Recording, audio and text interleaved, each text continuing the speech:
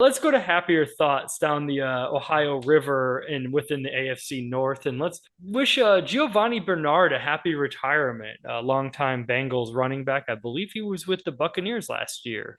He spent 2 years with the Bucks, but his heart and soul is absolutely the Cincinnati Bengals. Has always been popular there, 10-year veteran, which is really hard to do for a running back these days.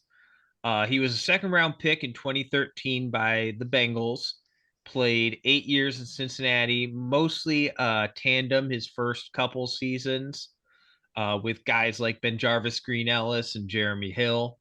And by the end of that sort of tandem, he was the prototype for a pass catching running back. He is what every pass catching running back until basically Alvin Kamara wished they could be.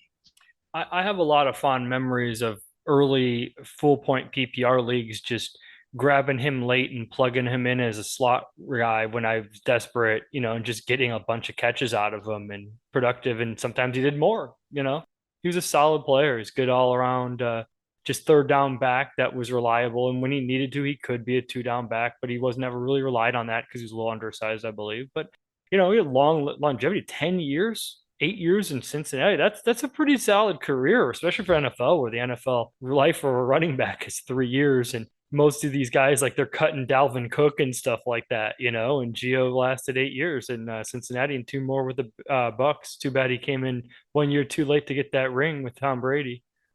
I looked at for comparison with Antonio Brown. I looked up Gio Bernard on Spot Track also, and he very quietly made $27 million as a player. Props get paid. Here's the kicker: almost all of that was in annual salary, which is generally not guaranteed, which means they wanted him back year after year, even though they could have walked away. He was never cut early, no dead cap space, etc. Right? Yeah, he never got the big guaranteed deal, but he never needed it. It's good enough to stay on the team. You know, good. Props to him, and good job getting paid over there 10 years. Hopefully the rest of us that are listening can get 27 million. You know, Yeah, and I let gotta him be an say, he's inspiration. said all of the right things on his way out the door. He's been super complimentary of Tampa, but especially of Cincinnati, where he loves that town and they love him back. This is Joe Smith from the Midwest Football Podcast. Please remember to like, subscribe, and leave a comment. It all helps us grow our show. Look for our full show too, anywhere you find podcasts. Links below.